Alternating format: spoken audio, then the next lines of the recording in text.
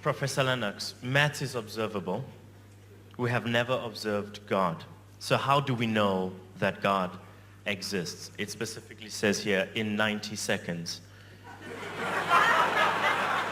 It's part of the question, John. That's a very interesting question. We have never observed that God exists in 90 seconds.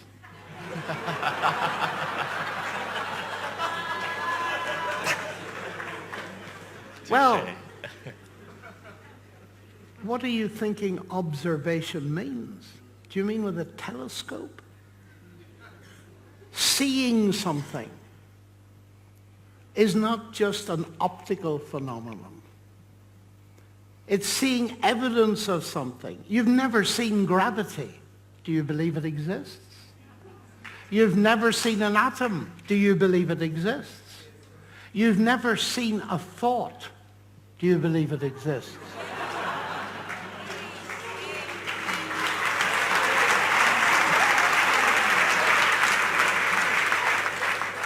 Dr. Frieda, response, if you do?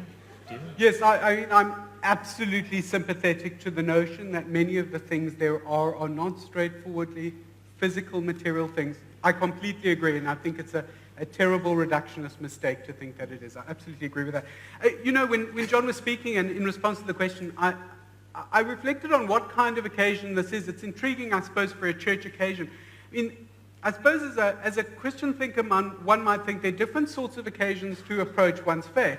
One is cognitive intellectual reflection of the kind that we're all doing tonight. But there could be a different route. For all I know, it's an appropriate route.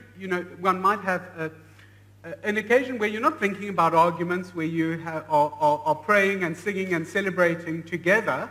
And what Alvin Plantinga, for example, would think is that this is an occasion where the Holy Spirit is moving through one and kind of bolstering one's faith, and that may be, for all I know, quite a different and appropriate route towards a burning religious conviction.